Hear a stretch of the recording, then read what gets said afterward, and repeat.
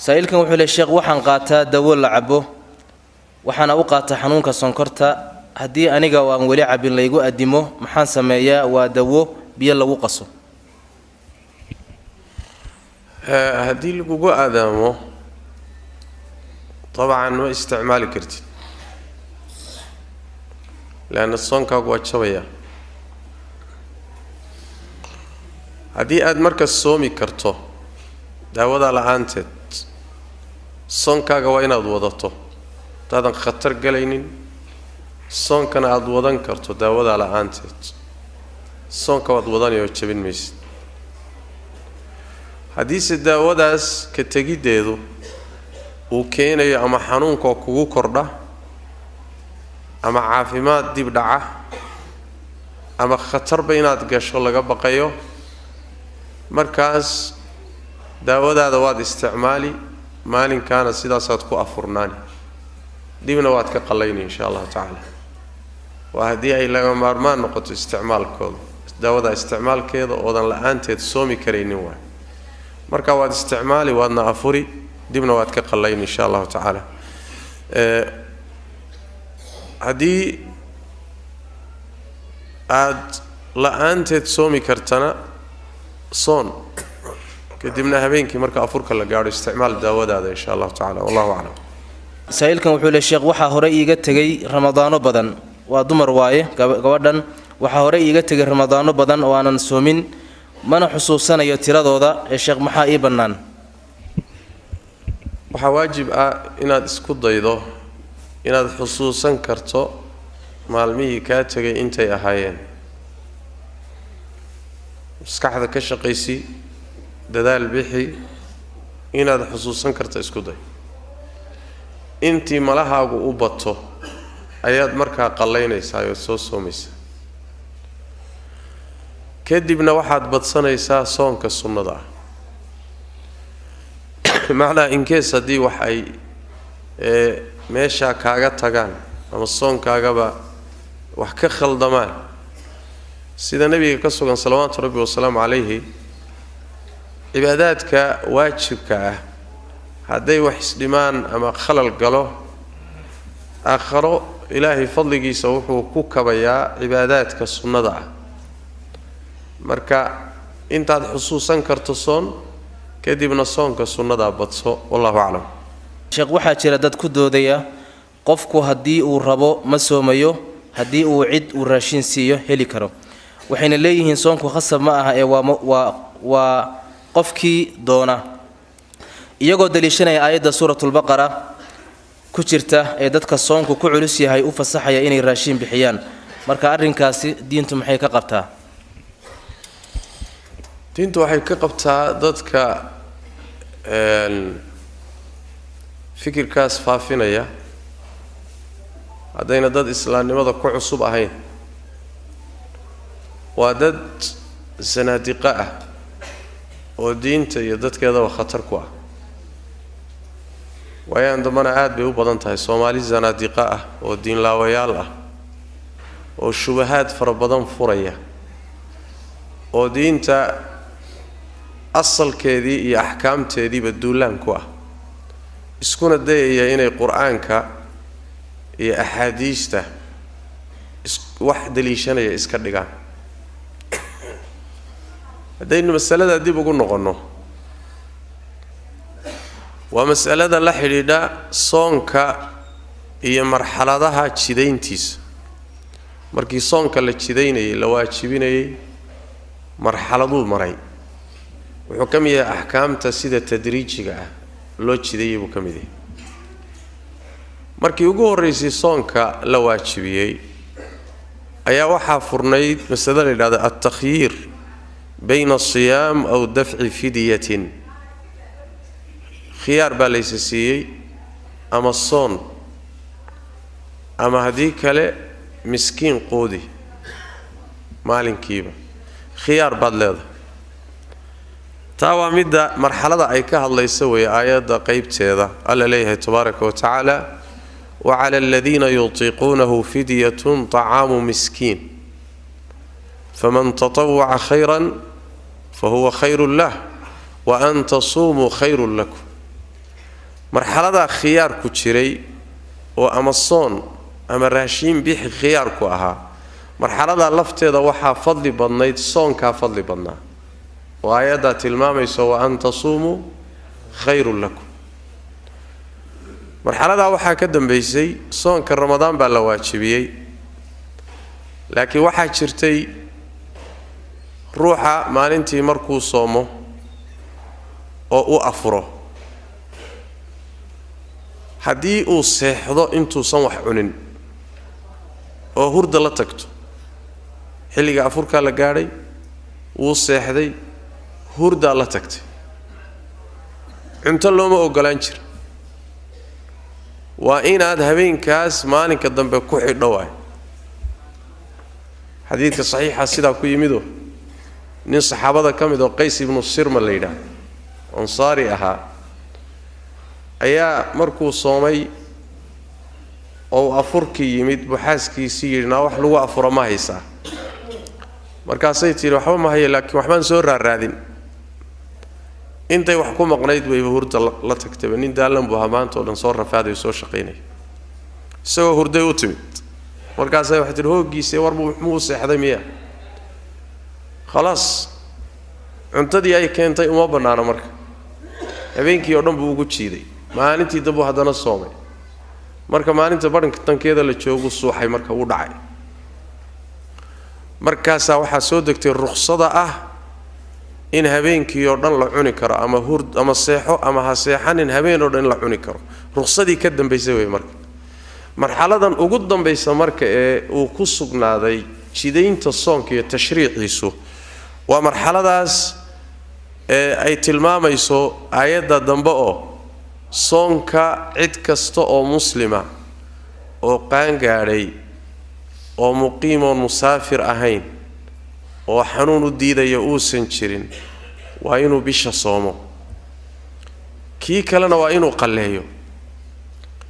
khiyaarkii waa laf joojiyay marka marxalada dambe waa marxalada marka ay ka hadlayso aayaddan hadda akhriyayna midda ka dambayso alla uu yidhi tabaaraka wa tacaala faman shahida minkum ash-shahra falyasumhu midkiinii bisha soo gaadha ha soomo khiyaarkii cunto bixinta waa la joojiyay marka xadiidka saxiixulbukhaari baa macnaha tilmaamaya salamatu ibnu akwac saxaabiga la yidhaahdo ayaa nabiga ka warinaya sal alla alayhi wasalam wuxuu leeyahay markay soo degtay aayadda wacala aladiina yutiiquunahu fidyatun طacaamu miskiin waa aayaddii hore ee khiyaarka bixinaysay markay soo degtay kaana man araada an yuftira wayaftadiya ciddii doonta way afuri jirtay kadibna fidyay bixin jirtay xataa nasalat alaayatu alatii bacdaha ilaa ay soo degtay aayadda ka dambaysa oo ah shahru ramadaan aladii unzila fiihi alqur'aanu hudan lilnaasi wabayinaatin min alhuda waalfurqaan faman shahida minkum ashahra falyasumhu ilaa aayaddaasi ay soo degtay buuri fanasakhathaa aayaddaa dambe ayaa tii hore bedeshay marka ayib aayaddii khiyaarka waa la bedelay marka waxaa ka dambaysay mid soonka keliya laasimisay mar hadday arrintu sidaas tahay culimmada muslimiinta biajmacihim biduuni khilaaf waxay isku waafaqeen aayaddaa dambe markay soo degtay ruuxa muslimkaa soon unbaa laga rabaa fidya waxay ku soo hadhay oo ku camal fali kara aayadda ah wacala aladiina yutiiquunahu fidyatu طacaamu miskiin waxaa ku camal fali kara dadkii soonka kari waayey sida cabdillahi bin cabbaas ka sugan oo yacni odayga soonka kari waayey islaanta da'da ah dadkaas soonku xamili kari waayey ayaa khiyaarka fidyadu markaa u furan yahay ama ruuxa muslimka ah soon baa ilaahay ku laasimiyey marka marxalo la nasakhay oo la bedelay oo aayado ka dambeeyeen in la yidhaahdo ummadda loo keeno la yidhaahdo haddaad doontana soon haddaad doontana iska afuro raashin bixi ninka saa wax u daliishanayaa waa nin fariidada soonka duulaan ku ah ummadda inuu jahwereeriyana doonaya dadka noocaas oo kalena inta badan waa dadka zanaadiqadoo diin la-aantaa waa falsafadaha beentaana dadka u faafiyo si ay dadka diintooda dhaawac u geystaan waxaana ogahay koox soomaali ah oo qaar ka mida nairobi joogaan oo hadda barnaamijkaa ka shaqeeya salaaddii bay tashwiish ku fureen oo waxay yidhaahdeen ina asalaata tanhaa cani alfaxshaa'i waalmunkar salaadiinnu hadday munkarkii iyo xumaanta idinka reebi weyday waxbaba ha tukanine salaaddii iska daaye. salaaddii dadka waa ka dulqaadeen, soonkiina waa ka dulqaadeenoo waxay yidhaahdeen hama cunto bix ama haddaad rabto iska soon, khiyaar baad leedahay. salaaddii waa qaadeen, soonkii waa qaadeen, tawxiidkii iyo asalkii diinta waxay shaki bay geliyeen. waa niman noocaasoo marka ilaahay ummadda ha ka qabto ha soo qabtee aafaysan waay in la iska jiray marka u baahan yahay. shubhadanna waa filayaa inay iyaga ka socoto, wallahu aclam. sheekh, gabadha uurka leh ee uu soonku ku culus yahay maqallaa laga rabaa marka ay dhasho mise cid kale inay afuriso ayaa u furan oo soonku waa uu ka dhacayaa? dumarka uurka leh iyo kuwa nuujinaya waxaa u bannaan horta inay iska afuraan. waxaana macnaha tilmaamaya xadiidka Anas ibn Malik al-Kacbi Abu Daawud iyo qeyrkii wariyeen oo nabigu yidhi sallallahu alayhi wasallam alla wuxuu ka dejiyey soonka haweenta uurka leh iyo midda nuujinaysa.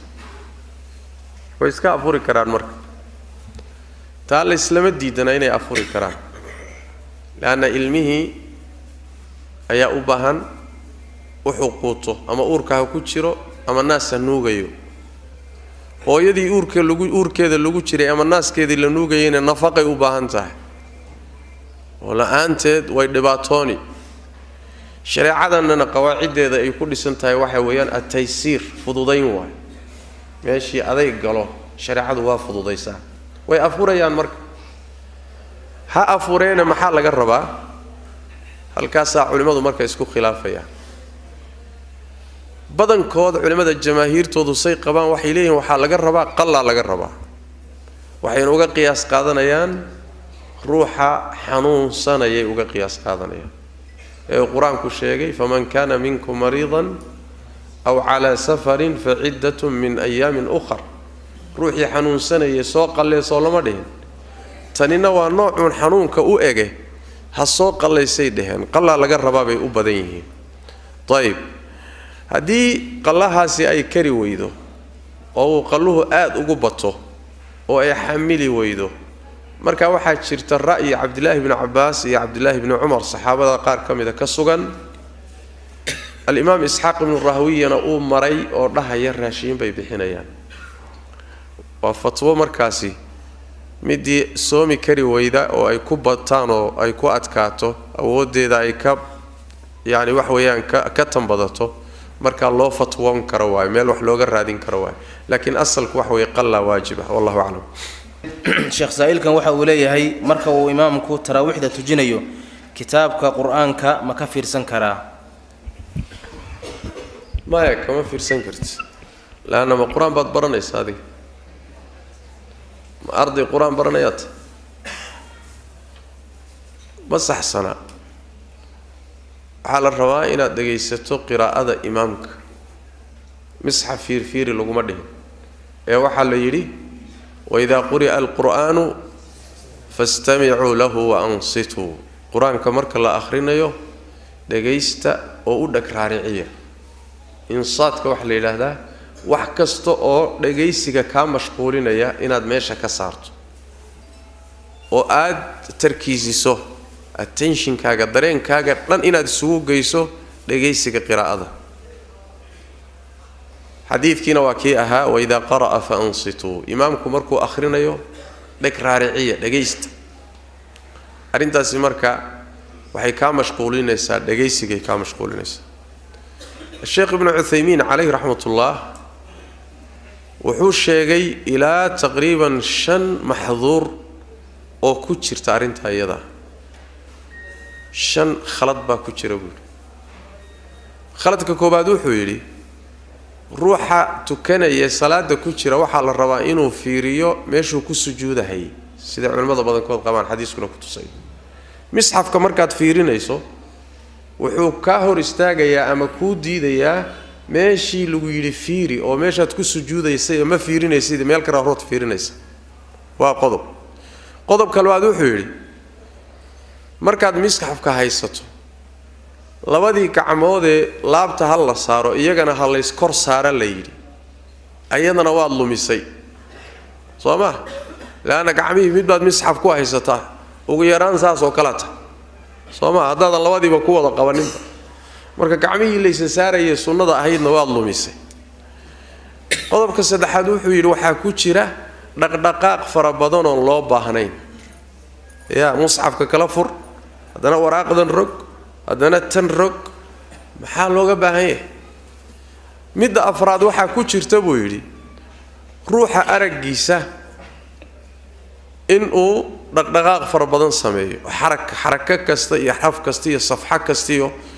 ilaa marka dambe yani uu ishalmaamaba saas daraaddeed culimmada qaarkoodba waxay yidhaahdaanba misxafka hadduu ka akhriyo ruuxu qur-aanka isagoo salaad ku jira salaadda waa ka buraysaa qaar baaba qaba culimmada maxduurka shanaad ee uu sheekhu sheegay waxa weeye ruuxa waxaa tegaya tadabburkii uu qur-aanka u fiirsan lahaa uu dhuuxi lahaa macnaha qiraa'ada uu la socon lahaa ayaa lumaya oo qur-aanka fiirintiisaasaa qaadanaysa yacni dareenkiisa iyo maskaxdiisa inta badan halkaasay la jirtaa ilaa marka qaarkood ishalmaamaba inuu salaad ku jiray in kale arrintaasi marka waxay ka hor imaanaysaa nusuus fara badan bay ka hor imaanaysaa saas daraaddeed waxba loogama baahna inaad misxaf qaadato imaamka qiraa'adiisa dhegayso wuxuu leeyahay sheekhu hal xaalad baa la ogolaan karaa in misxafka aad hayso waa haddii imaamka dadka tujinaya uusan xaafid ahayn qur-aanka xifdisan oo markaa ma'muumiinta nin ka mida inta gadaashiisa la istaajiyo la yidhaahdo misxafka u qabo oo toostoosi markuu gafaba u sax taasoo kale hadday tahay buu leeyahay xaajaa keentay buu leeyahay laakiin haddayna hawsha ahayn sida kale waa maya qiraa'ada imaamka dhagayso wax kalena ha ku mashquulin wallahu aclam